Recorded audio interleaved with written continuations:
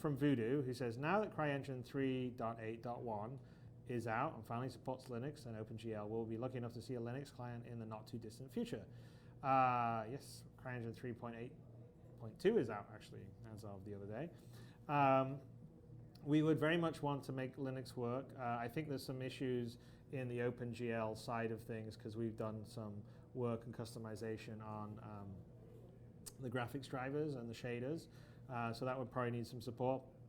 We already compile the game in Linux because all our servers run Linux, so we compile CryEngine in the Linux. But yeah, I would like to have a Linux client, and it really depends on the timeline of getting OpenGL, the OpenGL implementation they have on the CryEngine, and making sure it supports the extra additions we've done inside Star Citizen. So that's really down on our graphics and engine department. They're pretty busy right now, working on some stuff that I think a lot of people kind of would be excited to see. And one of them is obviously DX12.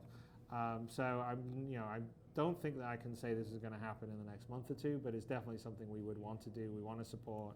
OpenGL is something we're interested in, as well as DX12 and stuff like that. So I would say in the not too distant but not too close future. How about that?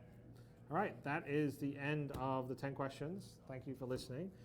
As always, thank you to subscribers for enabling us to be able to do this, and thank you to everyone that's backed the game out there for backing and believing and enabling us to build a game of such unbridled ambition. And I'm looking forward to seeing those of you that are going to come visit us in Gamescom at the event we're doing on the Friday.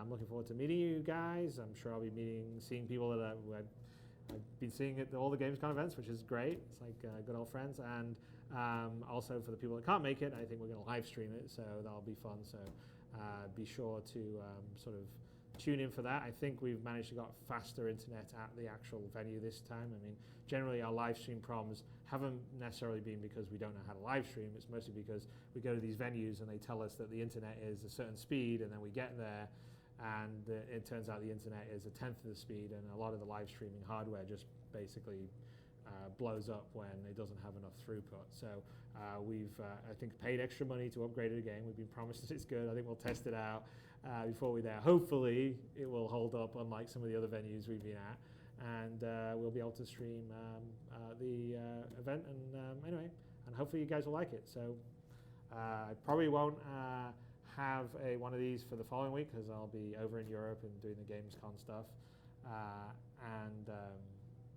But I'll pick it up as soon as I'm back in LA. All right, talk to you guys later.